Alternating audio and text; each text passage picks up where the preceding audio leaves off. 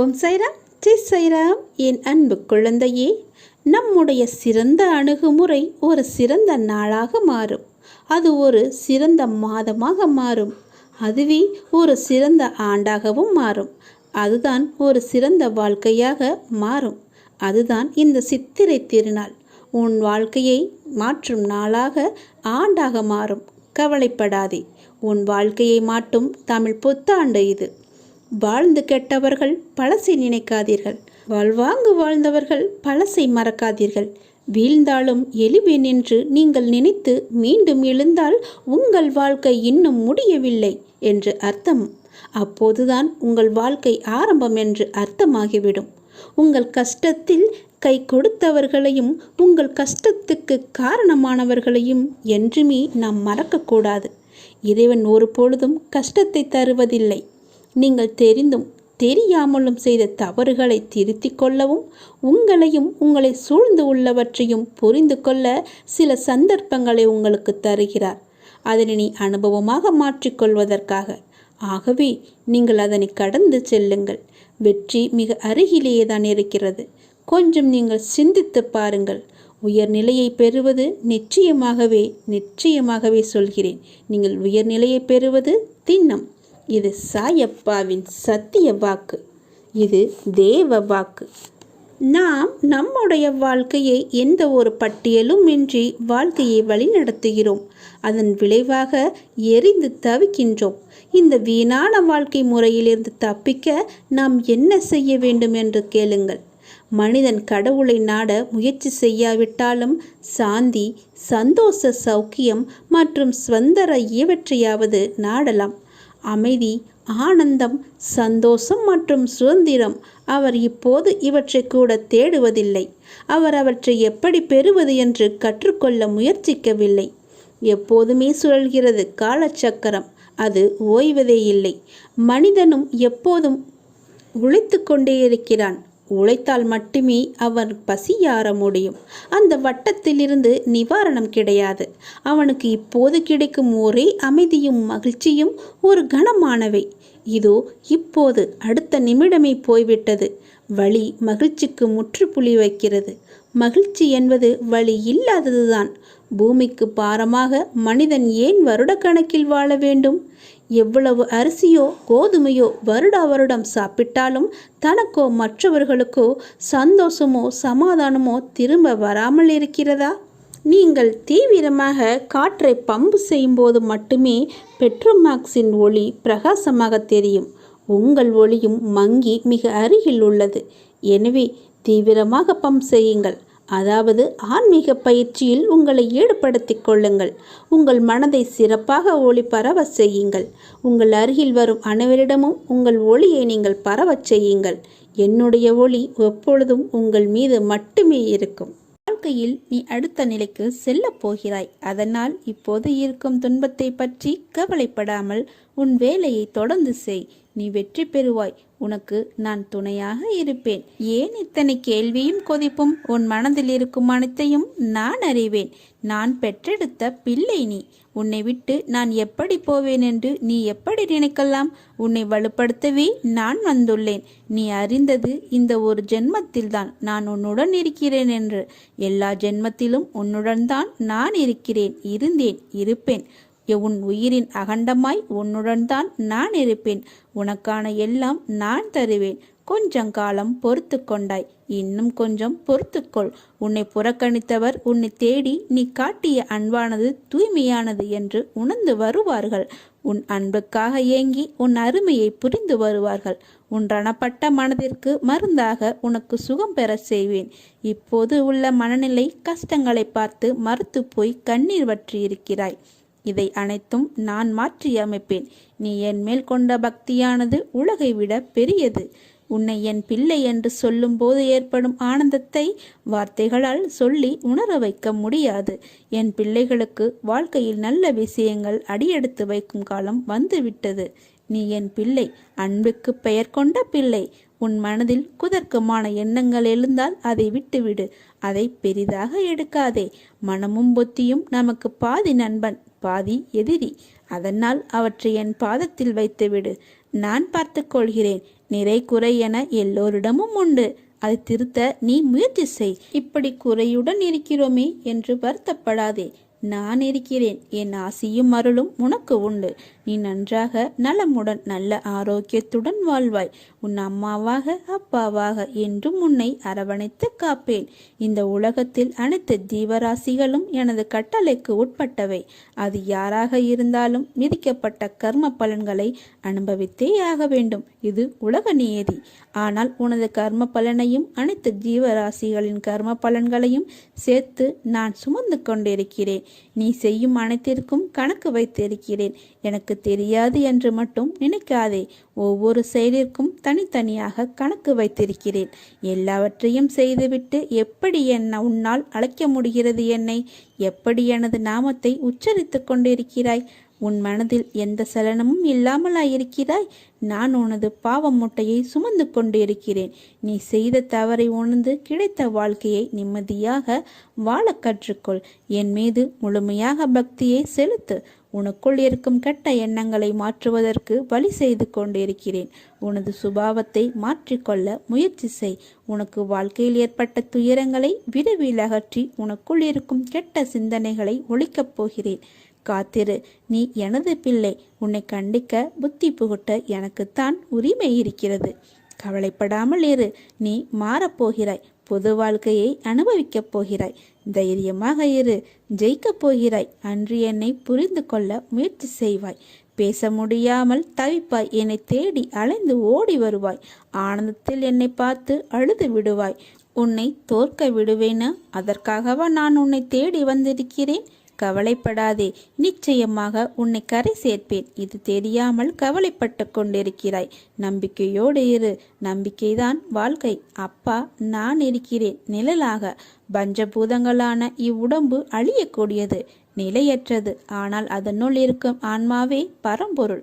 அதுவே அழியாததும் நிலையானதுமான பரிபூர்ண உண்மையாகும். இப்புனித மெய்மை உணர்வு நிலை அல்லது பிரம்மமே மனதிற்கும் புலன்களுக்கும் அதிபதியாகும். நம்மை ஆட்டுவிப்பவரும் நம் சாய்பாபாவே. அவரே நம் பரம்பொருள். பயபக்தியோடும் உண்மையோடும் ஆன்ம உணர்வோடும் கண்ணீரோடும் நீ என்னிடம் செய்கின்ற பிரார்த்தனைகளுக்கு கேட்டுக்கொண்டு தான் இருக்கிறேன். நான் அளிக்கும் பதில்களை உன்னால் புரிந்து கொள்ள முடியாமல் போய்விடுவதால் உன் மனம் போன போக்கில் சுதந்திரமாக நடந்து தட்டி கழித்து விடுகிறாய். அதனால் பலனை அடைய முடிவதில்லை. உன் விருப்பப்படி செய்யவும் நடக்கவும் வாழவும் நான் உனக்கு சுதந்திரம் கொடுத்திருக்கிறேன். அதனால்தான் என் செய்கைகளை புரிந்து கொள்ளாமலும் எனக்கு கீழ்ப்படிந்து நிற்காமலும் உனது சுயமான போக்கின்படி உன்னால் நடக்க முடிகிறது. இந்த சுதந்திர உணர்வுதான் உன்னை இந்த அளவுக்கு கீழே இறக்கி வைத்து விட்டது. கீழே இறங்கிவிட்டோமே என்று வருத்தப்படுகிறாய். கீழே வந்து விட்ட போதும் உன்னை நினைத்து பெருமைப்படுகிறேன். உனது இரக்கமுள்ள குணம், பிறருக்கு உதவ வேண்டும் எனும் உன்னத மனோபாவம், இந்த நிலையிலும் பிறர் கஷ்டப்படுவதை காண சகிக்காத மனம், இருக்கும் இடத்திற்கு விசுவாசத்துடன் நடந்து கொள்ள வேண்டும் என்று நினைத்து அதன்படி நடந்து வந்தால்தான் கீழ்நிலைக்கு இறங்க நேர்ந்தது என்று நினைக்கிறாய். கெட்டவர்களும் கெடுமதி உள்ளவர்களும் நன்றாக இருக்கும்போது நல்லவர்களான நாங்கள் மட்டும் ஏன் கஷ்டப்பட வேண்டும்?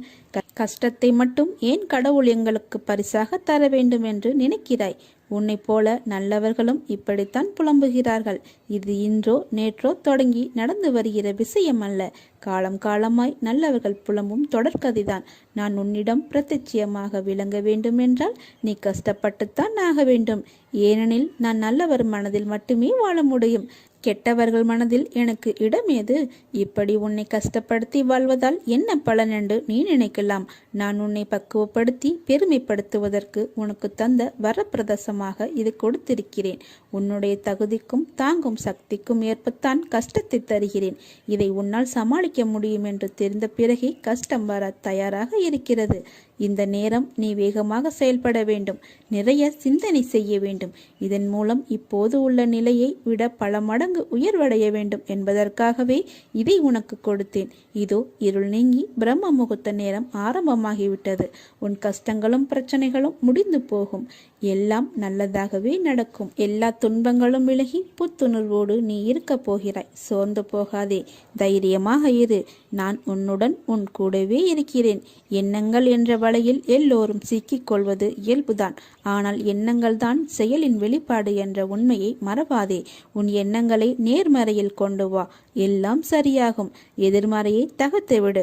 உன் வாழ்க்கை என் பொறுப்பு. உன்னை விட்டு நான் விலக மாட்டேன். உன் அம்மாவாக அப்பாவாக என்றும் உன்னை காப்பேன். உன் வாழ்க்கைக்கு நானே பொறுப்பு. நீ அழுதாலும் சிரித்தாலும் என்னை திட்டினாலும் உனக்கு எது நல்லதோ அதை மட்டுமே நான் தருவேன். ஏனென்றால் நான் உன் தாய். ஒரு தாய்க்கு மட்டுமே தெரியும் தன் குழந்தைகளுக்கு எது நல்லது என்று. குழந்தையே, முதலில் ஒன்றை புரிந்து கொள். இந்த உலகத்தில் குறைகளே இல்லாத குடும்பம் கிடையாது. வேதனையும் வலியும் இல்லாத மனிதன் கிடையாது. வாழ்நாள் முழுவதும் மகிழ்ச்சியை மட்டுமே அனுபவித்தவனும் கிடையாது. இதுவே உலகின் இயல்பு நிலை என்பதை அறிந்து வாழ பழகிக்கொள். இக்கரைக்கு அக்கறை பச்சையாகத்தான் தெரியும். ஆனால் அருகில் சென்றால்தான் உண்மை தெரியும். அதுபோலத்தான் நீ நினைக்கும் சில விஷயங்களும். நான் உன் வாழ்வில் செய்ய நினைத்தது எதுவுமே தடைப்படாது. ஆகவே கவலைப்படாதே. உனக்கு எது நல்லதோ அது நடந்தே தேரும். இன்றைக்கு உன்னிடம் பிடிவாதத்தை உன் சாயப்பா கண்டேன். என் பிள்ளைக்கு வாழ்க்கையில் எல்லாம் கிடைக்க வேண்டும் என்றுதான் உன் சாயப்பாவின் ஆசை. ஆனால் அதில் சின்ன வித்தியாசங்கள். உனக்கு நல்லனவற்றை மட்டுமே உனக்கு வழங்க நான் ஆசைப்படுகிறேன். என் பிள்ளை இன்றைக்கு பிடிவாதம் பிடித்ததற்கு அர்த்தம் வாழ்க்கையில் எனக்கென்று எதுவும் கிடையாதா, என் கனவுகள் நிறைவேறாமல் அப்படியே இருக்கின்றதே என்ற ஆதங்கம்தான். ஏன் எனக்கு மட்டும் இப்படி என் வாழ்க்கையை நான் சந்தோஷமாக அனுபவிக்க எனக்கு நேரம் நீங்கள் ஏன் தரவில்லை என்று என் பிள்ளை என்னிடம் ஏங்கும் அளவுக்கு வாழ்க்கையில் கர்மா என் பிள்ளையை கொண்டு போய் நிம்மதியில்லாத சூழ்நிலையை உருவாக்கி கொண்டு விட்டதே என்று என் மனம் வலிக்கிறது. சாயப்பா, உங்களைதானே என் உயிராக நான் கருதுகிறேன். உங்கள் சொல்தான் எனக்கு வேத வாக்கு என்று நினைக்கும் உங்கள் பிள்ளைக்கு நீங்கள் இப்படியாய் செய்வது என்று ஒரு பக்கம் கோபத்துடனும் வருத்தத்துடனும் ஏங்கி நிற்கும் நிலையை பார்த்து கண்ணீர் வருகிறது.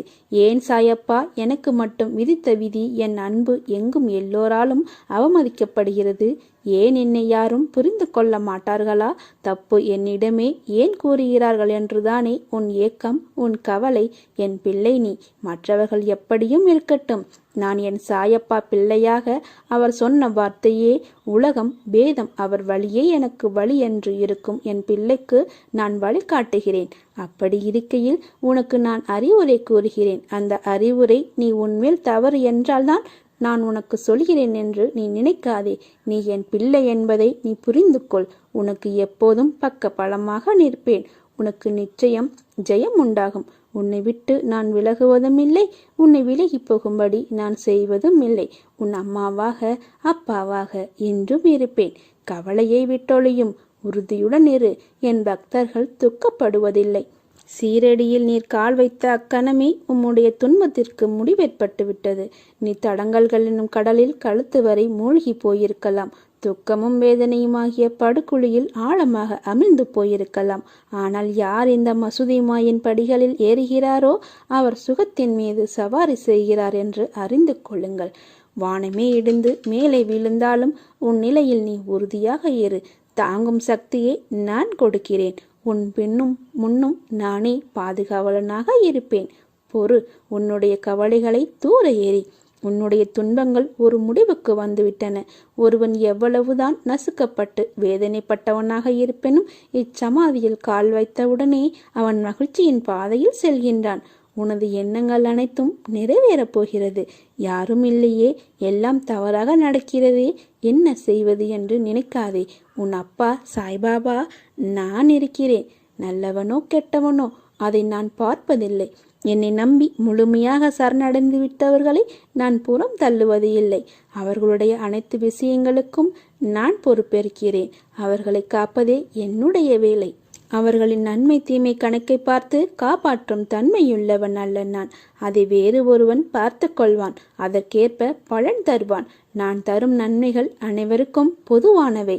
எனது தராசு தட்டுக்கள் யாருக்காக ஏறுவதும் இல்லை, இறங்குவதும் இல்லை. அதை போல என்னை 40 ஆண்டுகள் வணங்கியவனாக இருந்தாலும் சரி, 4 நாட்கள் வணங்கியவனாக இருந்தாலும் சரி, ஆத்மார்த்தமாக என்னை நோக்கி கூப்பிட்டால் உடனடியாக நான் ஓடி வருவேன். உன்னை கண்கிலங்க விட மாட்டேன். உனக்கு ஏற்பட்ட விஷயங்கள், அவமானங்கள் எல்லாம் எனக்கு தெரியும். பார்த்து கொண்டு தான் இருக்கின்றேன். உன்னுடனே இருந்து உன் உணவு சாப்பிட்டு உன்னை ஏமாற்றுகிறார்கள் என்பதும் எனக்கு தெரியும். சில நேரங்களில் உயிர்விடவும் யோசிக்கிறாய். அந்த தவறான எண்ணத்தை உன் மனதில் இருந்து தூக்கி வீசு. என் பிள்ளைகள் கோழைகள் அல்ல. வாழ்க்கையே போர்க்களம், வாழ்ந்துதான் காட்டணும் என்று நினைக்கும் தைரியசாலிகள் என் பிள்ளைகள். உன் வாழ்க்கையை நீ வாழ். உன் கண்ணிற்கு ஆளானவர்களை நான் பார்த்து கொள்கிறேன்.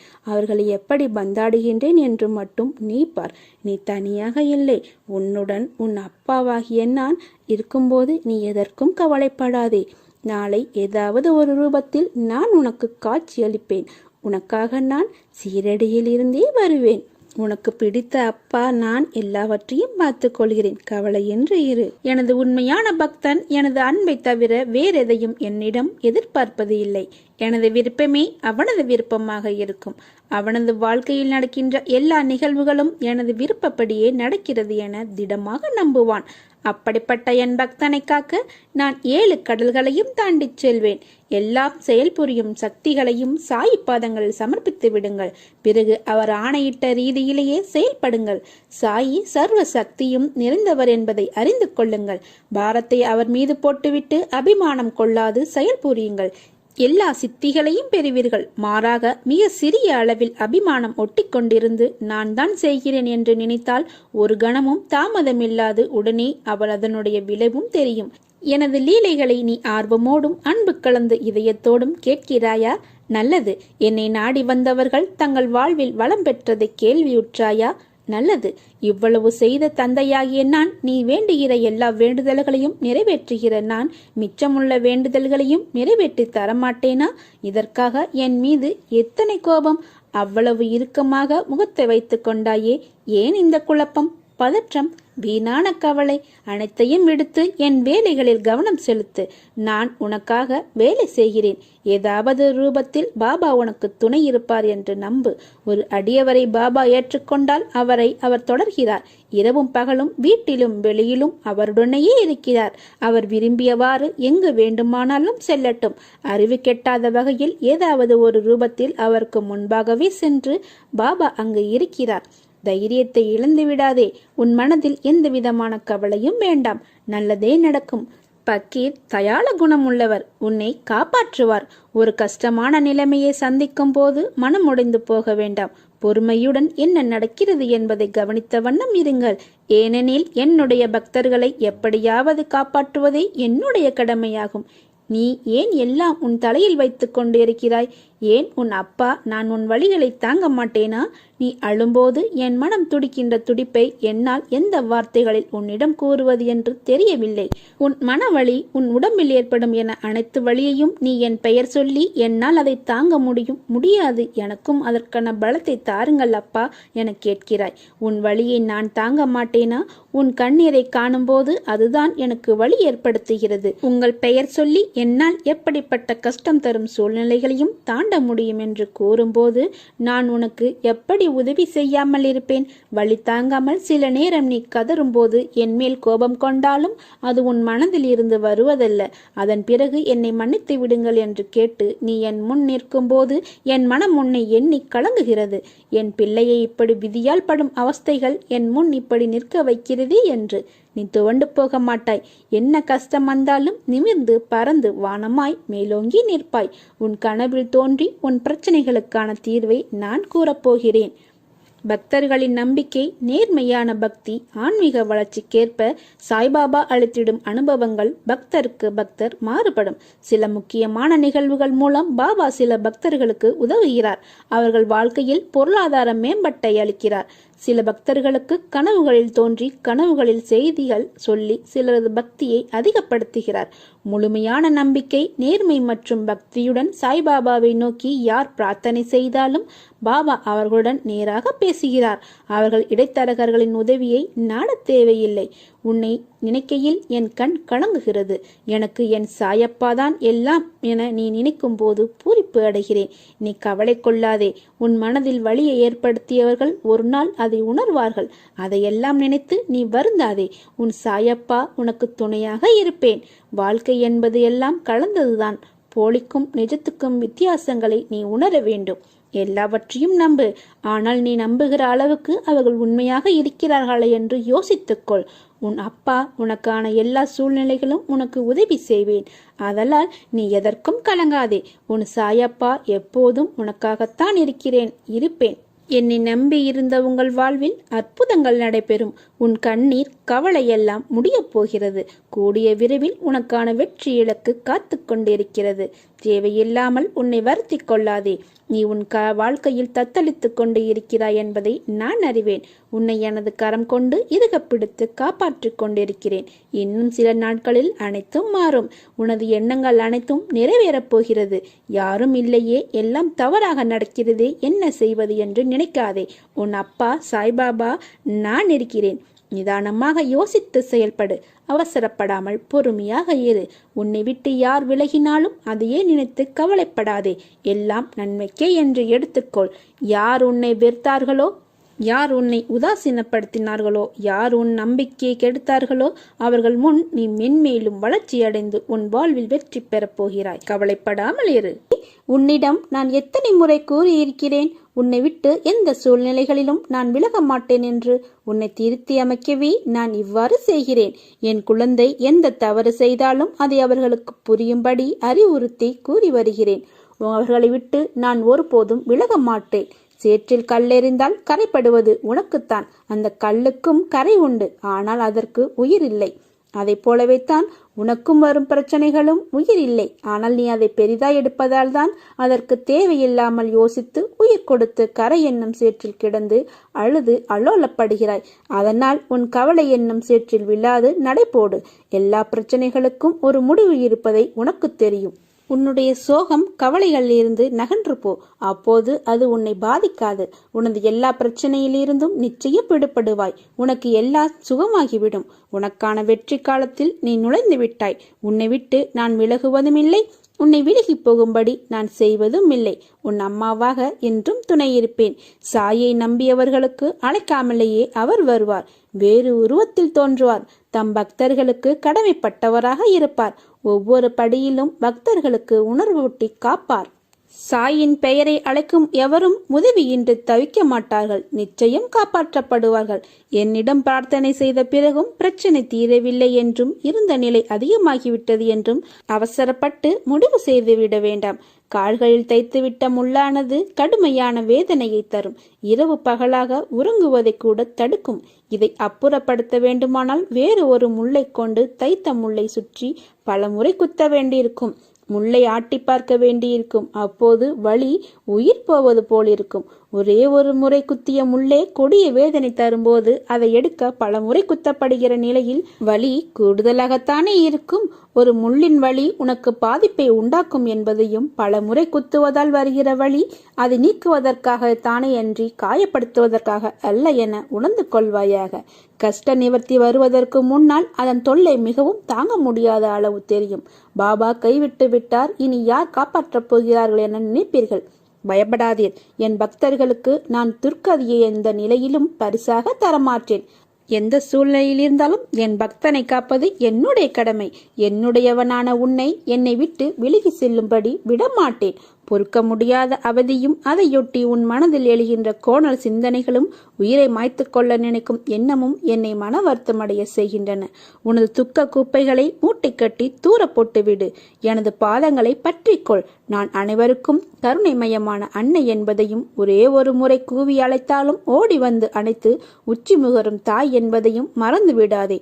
உனக்கு என்ன தேவை என்பதை நான் முற்றிலும் நினைவில் வைத்திருக்கிறேன். உன்னை துன்ப சேற்றில் மூழ்கிவிட ஒரு காலும் சம்மதிக்க மாட்டேன். உனதுக்கு துக்கம் நிச்சயமாகவே மகிழ்ச்சியாக மாறும். உனது வாழ்க்கை சீர்படும் காலம் விரைவில் வரும். இதற்கு முன்னால் நீ கடந்து வந்த கடினமான பாதைகளை சற்று நினைத்துப்பார். அதிலெல்லாம் உன்னை தூக்கி சுமந்து காப்பாற்றி வந்தேன். இனியும் அப்படியே உன்னை காப்பாற்றுவேன். உனக்கு சோதனையாக தெரிகிற இந்த காலத்தை மனதில் வைத்துக் கொள்ளாதே. எனது அற்புதங்கள் இனி உன் வாழ்வில் நிகழ்வதற்காக ஏற்பட்டுள்ள ஒரு வழிதான் இந்த சோதனைகள். வாழ்க்கையில் சலிப்பும் வெறுப்பும் கொள்ளாதே. மனம் புண்ணாகி போனதே என வருந்தாதே. இதோ என் மென்மையான கரங்களால் உன்னை வருடிக்கொண்டு உன் பக்கத்தில்தான் நான் உனக்காக இருக்கிறேன். மிக விரைவில் உன்னை பொன்னாக்கும் நாள் வந்து கொண்டிருக்கிறது.